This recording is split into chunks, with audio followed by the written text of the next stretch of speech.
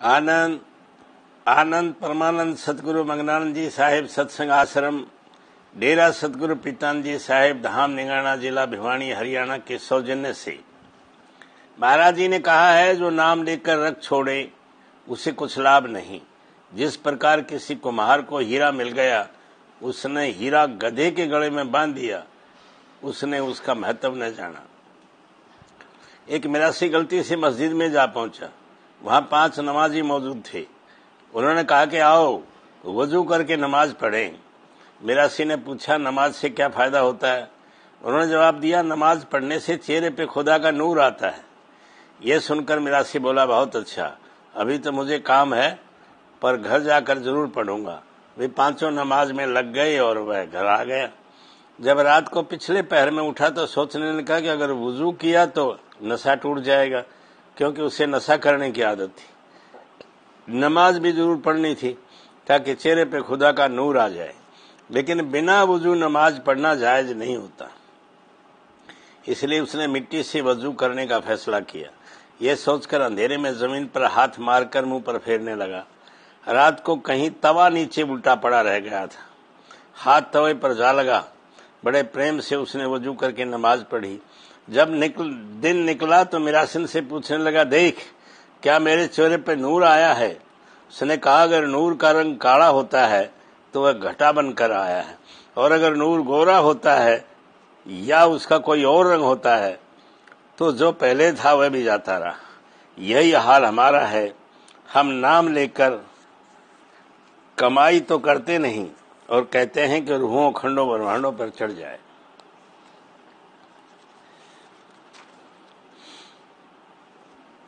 कबीर साहब ने कहा है, प्रेम न वाड़ी उपजै, प्रेम न घाट बिकाए, राजा प्रजा जही रुचे, शीश दिए ले जाए।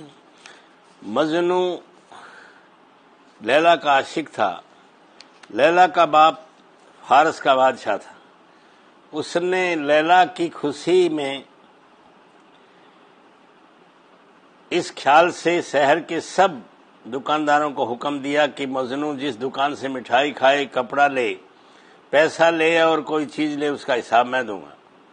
अब मजनू को तो किसी वस्तु की चाह नहीं थी, क्योंकि वह तो केवल लैला के प्यार का मतवाला था। जब लोगों ने सुना कि जिस दुकानदार से जो मर्जी चीज ले लो, तो एक मजनू की जगह कई मजनू हो गए और हर रोज बढ़ने लगे।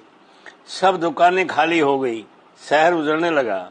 आखिर दुकानदारों और शहर के लोगों ने बादशाह से जाकर पूछा, हे राजन, 1, 2 या 10 मजनू तो हो सकते हैं, पर सैकड़ों हजारों मजनू तो नहीं हो सकते।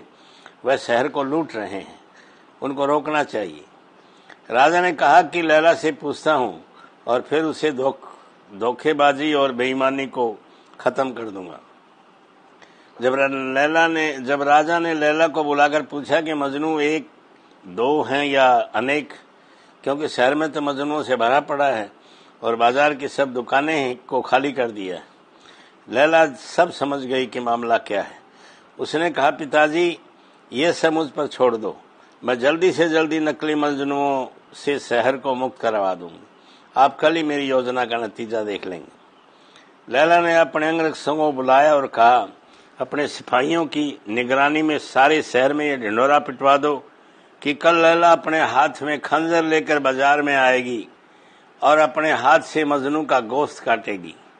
मजनू अपना गोश्त कटवाने के लिए लैला के आगे पेश हों। जब सिपाहियों ने ढिंढोरा पिटवाया तो जैसे कोई करिश्मा हो, सब नकली मजनू भाग गए, सिर्फ एक असली मजनू रह गया। वह अपने शरीर को नंगा करके सिपाहियों से बोला, कृपया करके मेरी मासूका को बता दे कि मैं गोश्त देने के लिए तैयार हूं। महाराज जी ने फिर कहा है, गुरु के बिना सब कर्म धर्म निष्फल हैं, बिना मुर्शिद कामिल बुल्ला तेरी एवं गई इदातत कोती कीती। जब तक जीव को अंतर की आंख नहीं खुलती और हकीकत से संबंध नहीं होता, उसका कल्याण नहीं हो सकता। इस कार्य के लिए हमें किसी गुरु की शरण लेनी पड़ती है। शिवजी के लड़के कार्तिक और गणेश जी के एक दिन शिवजी से पूछा कि आप अपनी गद्दी किसको देंगे? शिव जी ने कहा कि जो धरती की परिक्रमा करके पहले वापस आ जाए। अब गणेश जी की सवारी थी चूहा और कार्तिकेय की सवारी थी मोर। कार्तिकेय तो मोर पर सवार होकर धरती की परिक्रमा करने चल पड़ा। उधर गणेश जी ने ये जानकर कि गुरु ही कुल मालिक है, सारी सृष्टि में व्यापक है, शिव जी को ही मत्था टेक दिया और उन्हीं की परिक्रमा कर ली। शिव जी महाराज ने खुश होकर गणेश जी को वर दिया कि जहां कहीं पूजा होगी उनके नाम से शुरू होगी। भारत में गणेश की पूजा तो सभी करते हैं, पर कार्तिकेय की कोई जानता भी नहीं। गुरु की पूजा में सबकी पूजा आ जाती है। गुरु पूजा में सबकी पूजा, जैसे समुंदर सब नदी समाजा।